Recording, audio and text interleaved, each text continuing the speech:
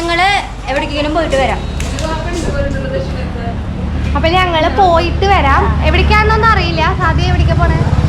ഞങ്ങള് കോഴിക്കോട് രാവിലെ എണീറ്റപ്പോ കോഴിക്കോട് ബീച്ചായിരുന്നു. ഇപ്പൊ ഇനി എങ്ങനാന്ന് ഞങ്ങൾക്ക് അറിയില്ല. അപ്പൊ നാട്ടിലെ വിശേഷങ്ങളാണ് ഗായ്സ്. സമയത്തിൻ്റെ പരിധി മൂലം എനിക്ക് ഒറ്റ വീഡിയോസ് സമയത്തിന് പോസ്റ്റ് ചെയ്യാൻ പറ്റാറില്ല. കല്യാണം കഴിഞ്ഞ് ഞങ്ങൾ ആദ്യം പോയ ഫാമിലി ട്രിപ്പാണിത്. മെയ് മാസം ആയതുകൊണ്ട് നല്ല ചൂടാണല്ലോ, അപ്പോൾ തണുപ്പുള്ള സ്ഥലത്തേക്ക് പോകാമെന്ന് ഞങ്ങൾ തീരുമാനിച്ചു. പോകുന്ന വഴിയിൽ ഫുള്ള് ഞങ്ങൾ ഓരോ റിസോർട്ട് ട്രൈ ചെയ്തു. അങ്ങനെ ലാസ്റ്റ് ലക്കിലി ഞങ്ങൾക്ക് പറക്കാട്ട് റിസോർട്ടാണ് കിട്ടിയത്. ഇതൊക്കെ തന്നിട്ടുണ്ട്.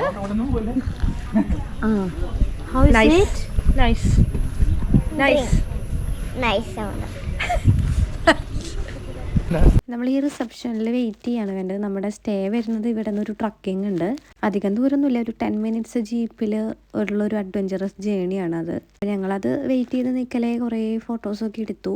ഫോട്ടോസും റീൽസൊക്കെ എടുത്ത് തന്നെ ഇവിടെ തന്നെ നമ്മൾ കുറേ സമയം സ്പെൻഡ് ചെയ്തു. നമ്മൾക്കൊരു സ്വിമ്മിംഗ് പൂളൊക്കെ തന്നിട്ടുണ്ട്. ഇങ്ങനത്തെ ഒരു ഗുഹ ഒരു റൂമാണ്. കാണാം. നമ്മൾ എത്തിയിട്ടുള്ളൂ. അതിൻ്റെ ഈ സൂട്ട് കേസ് ഞാൻ നാട്ടിലേക്ക് വരണക്കാര്യം മുമ്പ് മേടിച്ചതാണ്. സാഗ് വരുമ്പോൾ ട്രിപ്പ് പോകാമെന്ന് പറഞ്ഞിട്ട്. ഇപ്പോൾ ആ സൂട്ട് കേസ് വെച്ചിട്ട് പുള്ളിക്കാരി കുറച്ച് റീൽസ് ഷോട്ട് ചെയ്യാണിപ്പോൾ.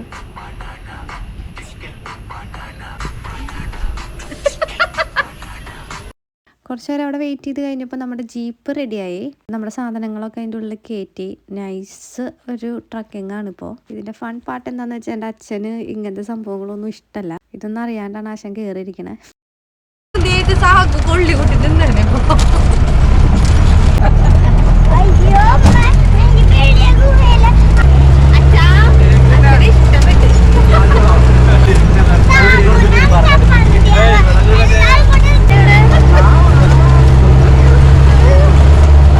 അങ്ങനെ ഒരു 5 മിനിറ്റ് കഴിഞ്ഞപ്പോഴേക്കും റൂമിലേക്ക് എത്തി. റൂമല്ല ഗൈസ്, ഗുഹയാണ്. ഇത് നമ്മളിവിടെ സ്റ്റേ ആണ്. കുറെ ആക്ടിവിറ്റീസ് ഉണ്ട്. ഞങ്ങൾ ആക്ടിവിറ്റീസിനൊക്കെ പോവാണ്. ആരും കുഞ്ഞു കുട്ടിയായോണ്ട് കുറച്ചൊക്കെ പറ്റുള്ളൂ. എന്നാലും കുഴപ്പമില്ല അല്ലേ? ശ്രമിക്കാം. അങ്ങനെ നിൽക്കുമ്പോഴാണ് ഞാൻ കുറേ റീൽസിൽ കണ്ട സംഭവം കണ്ടത്. അപ്പം ഞാനും അതൊന്ന് ചെയ്യാമെന്ന് വിചാരിച്ചു. കുറേ റീൽസിലൊക്കെ കണ്ട് എൻ്റെ ബക്കറ്റ് ലിസ്റ്റിലുള്ളൊരു സംഭവമായിരുന്നു. വലിയ ആവേശത്തിലൊക്കെ കയറി. എന്നിട്ട് തുടങ്ങി. ഈ അണ്ണ എന്തൊക്കെയോ പറയുന്നുണ്ട്, ചവിട്ടാൻ പറയുന്നുണ്ട്. ഞാൻ ചവിട്ടി നിന്നു. പക്ഷേ ഒരു രക്ഷയിലായിരുന്നു. ഞാൻ പകുതി എത്തിയപ്പോൾ അവിടെ നിന്നു. ഇത് പോകുന്നില്ല അണ്ണ, എന്നെ തിരിച്ച് വിളിക്ക്. അയ്യാ, ഞാൻ കുറേ നിന്ന് ചവിട്ടി, പക്ഷേ രക്ഷയില്ല. അപ്പോൾ ആ അണ്ണൻ തന്നെ എന്നെ തിരിച്ച് വിളിച്ചു. അപ്പം എനിക്ക് മനസ്സിലായി ഞാൻ ഉദ്ദേശിച്ച സാധനമല്ല ഇതൊന്ന്. ഞാൻ നൈസക്ക് തിരിച്ചിറങ്ങി അവിടെ നിന്ന് ഇറങ്ങിയപ്പോൾ ഇവരെ കണ്ടു. നമ്മൾ സ്വർഗത്തിലെ കട്ടുറുമ്പോൾ ആണ്ട് നമ്മൾ അടുത്ത ആക്ടിവിറ്റി ചെയ്യാനായിട്ട് പോയി. ഞാൻ കണ്ടതിൽ വെച്ച് ഏറ്റവും പേടിയുള്ള വ്യക്തിയാണ് എൻ്റെ ചേച്ചി. അവൾ ഈ ഒരു സംഭവം ചെയ്യാമെന്ന് പറഞ്ഞു. എനിക്ക് സംഭവം പേടിയുണ്ടെങ്കിലും ഞാൻ എല്ലാം ചെയ്യും. അങ്ങനെ അക്ഷയ് ലീഡ് ചെയ്യുന്ന ഈ ഒരു ജേണി തുടങ്ങി. ഒരു വോക്ക്, അഡ്വഞ്ചറസ് വോക്ക്. താഴെ നോക്കുമ്പോൾ മരങ്ങളും എന്തൊക്കെയൊക്കെയോ കാണുന്നുണ്ട്. പിന്നെ താഴോട്ട് നോക്കാണ്ട് അങ്ങ് നടന്നു. ഞങ്ങളുടെ ബാക്കിൽ കുറച്ച് പേരൊക്കെ ഉണ്ടായിരുന്നു. പക്ഷെ ഞങ്ങളുടെ 3 പേരുടെ പോക്ക് കണ്ടിട്ട് അവരവിടെ സ്റ്റോപ്പായി. ഒരാവേശത്തിൻ്റെ പുറത്ത് കയറിയതാണ് സാധി. അതുപോലെ തന്നെയാണ് ഞാനും. ഇതെന്താ തീരാത്തേന്ന് വെച്ച് നടന്നുകൊണ്ടിരുന്നു. ഞങ്ങളെ പേടിപ്പിക്കാനായിട്ട് ഈ അക്ഷയ ഇടയ്ക്കിടയ്ക്ക് കുലിക്കുന്നുണ്ടോ എന്ന് എനിക്കൊരു സംശയം ഉണ്ടായിരുന്നു. അങ്ങനെ ഞങ്ങളുടെ ആ ഒരു വോക്ക് ഫിനിഷ് ചെയ്യണ ഷോട്ട് കിട്ടാൻ വേണ്ടിയിട്ട് ചേട്ടൻ ഓപ്പോസിറ്റ് സ്ഥലത്തുനിന്ന് നമ്മൾ ഇറങ്ങുന്ന സ്ഥലത്തിലേക്ക് ഓടി വന്നു. ഇനി ഞാൻ അവിടെ സ്റ്റക്കായ പോലെയായിരുന്നു. എനിക്കെന്തോ തള്ള വൈബ് കയറിയോ എന്താണെന്നൊന്നും അറിയില്ല. പണ്ടത്തെ ഒരു സ്ട്രെങ്ത് ഒന്നുമില്ല ആക്ടിവിറ്റീസ് ചെയ്യാനായിട്ട്. അക്ഷയം സാധ്യം ഇറങ്ങിപ്പോയപ്പോൾ എനിക്ക് ഒരു ആങ്സൈറ്റി ആയിരുന്നു. അങ്ങനെ എങ്ങനെയോ ആ വോക്ക് അവസാനിച്ചു. എനിക്ക് എന്തോ പറ്റി ഗൈസ്. ഞാനിങ്ങനെ ഒന്നും ആയിരുന്നില്ല. അവിടെ നിന്ന് നമ്മൾ പ്രകൃതി രമണി ആസ്വദിക്കാനായിട്ട് പോയി.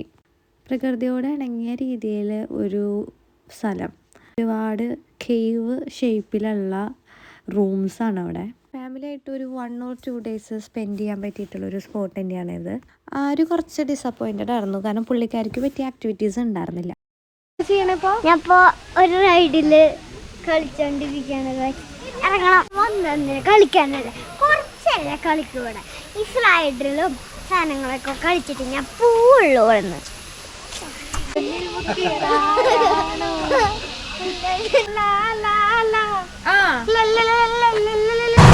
അങ്ങനെ ആരുവിൻ്റെ സങ്കടം ഞങ്ങൾ തീർത്തു. പാർക്കിൽ അവളുടെ കൂടെ കളിച്ച് റീൽസൊക്കെ എടുത്ത് പുള്ളിക്കാരി ഹാപ്പിയായി. അത് കഴിഞ്ഞ് നേരെ ഈ കോമ്പൗണ്ടിനെ ഒന്ന് പുറത്ത് കടക്കാൻ തീരുമാനിച്ചു. ജീപ്പിലൂടെ മാത്രമാണ് നമുക്ക് പോകാൻ പറ്റുള്ളൂ.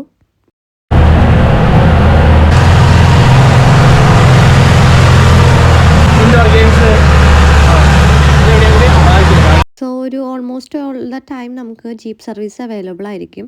കാരണം നടക്കാൻ പറ്റില്ല. മുമ്പ് സ്പെൻഡ് ചെയ്ത ആ സെയിം സ്പോട്ടിൽ തന്നെ നമ്മൾ കുറച്ച് നേരം കൂടി സ്പെൻഡ് ചെയ്ത്, കാരണം ഫുള്ള് കോടമഞ്ഞ് മൂടിയിട്ട് നമുക്കൊന്നും കാണാൻ പറ്റുന്നുണ്ടായില്ല. ഒരു നൈസ് ആംബിയൻസ് ആയിരുന്നു ആ സമയത്ത്. മഴ പെയ്താകെ നനഞ്ഞൊക്കെ കിടക്കുകയാണെങ്കിലും നല്ല രസമായിരുന്നു. കാരണം നമ്മൾ അത്രയും ചൂടിൽ നിന്ന് തണുപ്പിലേക്ക് വരല്ലേ. ചേട്ടനും ചേച്ചിയും വീണ്ടും കപ്പിൾ ഫോട്ടോസ് മുഖ്യമ്പിക്കില്ലേ. അപ്പം ഞങ്ങളായിട്ട് എന്തെങ്കിലും കുറയ്ക്കണം, ഞങ്ങളും അവിടെയുള്ള എല്ലാ സ്ഥലത്തും ഫോട്ടോസും വീഡിയോസും ഒക്കെ ക്യാപ്ചർ ചെയ്തുകൊണ്ടിരുന്നു. മരുമക്കളുടെ ഇടയിൽ സ്റ്റാർ ആയിട്ടിരിക്കുന്നതാണ് എൻ്റെ അച്ഛൻ. The all credit goes to fair lovely എന്നാണ് അച്ഛൻ പറയാറ്. അത് കഴിഞ്ഞ് ഞാൻ ആരുവിൻ്റെ കൂടെ കുറച്ച് നേരം സ്പെൻഡ് ചെയ്തു. അവിടെ ഒരു കുട്ടി കേവ് ഉണ്ടായിരുന്നു, ലൈറ്റ്സും കാര്യങ്ങളൊക്കെ വെച്ചിട്ട്. ഈ റിസോർട്ടിൻ്റെ ഈച്ച് ആൻഡ് എവരി പാർട്ടിൽ നമുക്ക് എന്തെങ്കിലുമൊക്കെ ചെയ്യാനായിട്ടുണ്ടാവും. വിശപ്പിൻ്റെ വിളി വന്നപ്പോൾ ഫുഡ് തപ്പി ഇറങ്ങി. റിസോർട്ടിലത്തെ ഫുഡ് തന്നെയാണ് നമ്മൾ പ്രിഫർ ചെയ്തത്. അവിടെ ഓൾറെഡി ബഫേ സെറ്റ് ചെയ്തിട്ടുണ്ടായിരുന്നു. നമ്മുടെ പാക്കേജിൽ ഈ ഒരു ബഫേ ഇൻക്ലൂഡഡ് അല്ല. മോർണിംഗ് ബ്രേക്ക്ഫാസ്റ്റ് മാത്രമാണ് നമുക്ക് ഇൻക്ലൂഡഡ്. ഒരു വൈഡ് റേഞ്ച് ഓഫ് വെറൈറ്റീസ് അവിടെ അവൈലബിൾ ആയിരുന്നു. എങ്കിലും നമുക്ക് വേണ്ട ഫുഡ് മാത്രം സ്പെഷ്യലായിട്ട് ഓർഡർ ചെയ്ത് 1 hour അവർ വെയിറ്റിംഗ് ടൈം പറയുന്നത്. സോ ഞങ്ങൾ പ്ലേ സെക്ഷനിലേക്ക് പോയി. എല്ലാവരും വിശന്ന് വലഞ്ഞിരിക്കുന്ന കാരണം ഗെയിം കളിക്കാനൊന്നും വലിയ ഇൻട്രസ്റ്റ് ഉണ്ടായില്ല. പക്ഷേ ഗെയിം സ്റ്റാർട്ട് ചെയ്തപ്പോൾ ഞങ്ങൾക്ക് തിരിച്ചു പോകാനും ഇൻട്രസ്റ്റ് ഉണ്ടായില്ല. അങ്ങനെ നീണ്ട കാത്തിരിപ്പിനൊടുവിൽ ഞങ്ങളുടെ ഫുഡ് റെഡിയായി. ഞങ്ങൾ ഫുഡൊക്കെ കഴിച്ച് റൂമിലേക്ക് മടങ്ങി. ഫുഡൊക്കെ നല്ല ക്വാളിറ്റി ആൻഡ് ക്വാണ്ടിറ്റി ആയിരുന്നു, ഒരു രക്ഷയുണ്ടായില്ല. ഞങ്ങൾ റൂമിലേക്ക് മടങ്ങി. ആ റൂമിൻ്റെ ഒരു ടൂർ ഞാനിപ്പോൾ കാണിച്ചു തരാം. ഇതിൻ്റെ ഉള്ളിൽ ഒരു ഗുഹ, ഒരു പണ്ടത്തെ ഒരു മണമൊക്കെയാണ് ഗൈസ്. എല്ലാവർക്കും അത് ഇഷ്ടപ്പെടുമോയെന്നൊന്നും എനിക്കറിയില്ല. പക്ഷെ എനിക്ക് വലിയ കുഴപ്പമുണ്ടായില്ല. എൻ്റെ ചേച്ചിക്കൊന്നും അതിൻ്റെ സ്മെല്ല് പറ്റുന്നുണ്ടായില്ല.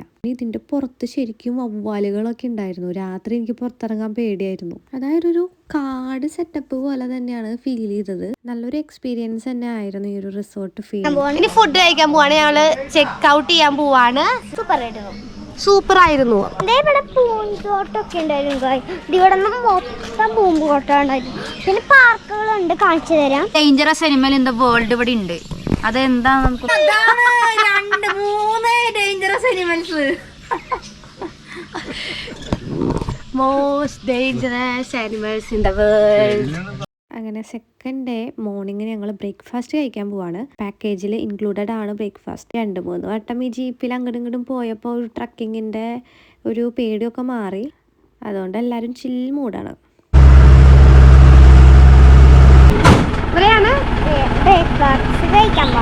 നമ്മൾ എന്തിനാ വന്നത് ഇപ്പോൾ? South Indian wide range of breakfast menus ആയിരുന്നു ഫുള്ള്. കാണുമ്പോൾ തന്നെ കൊതിയാവുന്നു. നമ്മൾ രാവിലെ എണീറ്റ് ഒരു എൻഡ് ടൈം ആവാറായപ്പോഴാണ് അവിടെ എത്തിയത്. അതുകൊണ്ട് ഓൾമോസ്റ്റ് സംഭവമൊക്കെ കഴിഞ്ഞായിരുന്നു. എങ്കിലും അവർ പറ്റുന്ന പോലെ റീഫിൽ ചെയ്യുന്നുണ്ടായിരുന്നു. തിരക്ക് കാരണം നമുക്ക് പിന്നെയും പോയി എടുക്കാനുള്ള മടിയായിരുന്നു ഉണ്ടായിരുന്നത്. ലൈവായിട്ട് ദോശ ആൻഡ് ഓംലേറ്റ് നമുക്ക് കിട്ടുമായിരുന്നു. അവിടെ ഈ പറഞ്ഞ പോലെ തിരക്കായിരുന്നു.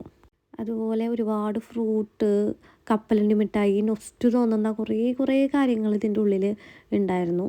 പറ്റുന്ന പോലെയൊക്കെ എല്ലാം വാരിയിട്ട് കഴിച്ച് മുതലാക്കിയിട്ട് തന്നെയാണ് ഞങ്ങൾ അവിടുന്ന് പോകുന്നത്. അതിൽ എനിക്ക് ഏറ്റവും ഇഷ്ടമായത് ഈ ഒരു കഞ്ഞിയാണ്. നല്ല തൈര് കഞ്ഞി. പണ്ടൊക്കെ കഞ്ഞിയൊക്കെ പുച്ഛമായിരുന്നു. ഇപ്പോൾ കഞ്ഞിയൊക്കെ കുടിക്കാൻ ഭയങ്കര ഇഷ്ടമാണ്. അരുന്ധതി പിന്നെ ഫുള്ള് ഓണാണ്. എല്ലാ ഫ്രൂട്ട്സും കഴിക്കും. ഒരുവിധം എല്ലാ ഫുഡുകളും ട്രൈ ചെയ്യും. ഞങ്ങളുടെ കൂട്ടത്തിൽ ആരുമാണ് ചെറുതെങ്കിലും എൻ്റെ കുഞ്ഞുകുട്ടി എൻ്റെ ചേച്ചിയാണ്. അങ്ങനെ സൗത്ത് ഇന്ത്യൻ ബ്രേക്ക്ഫാസ്റ്റൊക്കെ കഴിച്ച് ഞങ്ങൾ വീണ്ടും കളിക്കാനായിട്ട് പോയി. അരുന്ധതിക്ക് കളിക്കാനുള്ള ഒരുപാട് സ്ഥലം ഉണ്ടായിരുന്നു. അങ്ങനെ അരുന്ധതി മാത്രം കളിച്ചാൽ പോരല്ലോ, ഞാനും പറ്റണ പോലെയൊക്കെ അവളുടെ കൂടെ വലിഞ്ഞ് കയറാറുണ്ട്. കിഡ്സ് ഓൺലി എന്നൊന്നും എവിടെ എഴുതിയൊന്നും വെച്ചിട്ടില്ല. അതുകൊണ്ട് ഞാൻ കയറി. ഞാനും അരുന്ധതിയും പറ്റണ പോലെയൊക്കെ എല്ലാത്തിലും വലിഞ്ഞ് കയറി അവൾക്ക് കമ്പനി കൊടുത്ത് ഞങ്ങൾ കളിച്ചു. പക്ഷെ പണ്ടത്തെ പോലെ ഒന്നല്ല. അങ്ങോട്ട് ഫ്ലെക്സിബിളായിട്ട് ഒഴുകാനൊന്നും എനിക്ക് പറ്റുന്നില്ല. വീണ്ടും തള്ള വൈബാണ് എനിക്ക് അടിച്ചുകൊണ്ടിരിക്കുന്നത്. ഒന്നുകൊണ്ട് തന്നെ എനിക്ക് മതിയായിട്ട് ഞാൻ അവിടെ ഇരുന്നു. എനിക്ക് വയ്യ. എല്ലാവരും ഒരു സങ്കടത്തിലായിരുന്നു ഈ വട്ടം ട്രിപ്പൊന്നും പോകാൻ പറ്റില്ല എന്ന്. പക്ഷേ ഞങ്ങളത് പോസിബിൾ ആക്കി, എല്ലാവരും ഹാപ്പിയാണ്.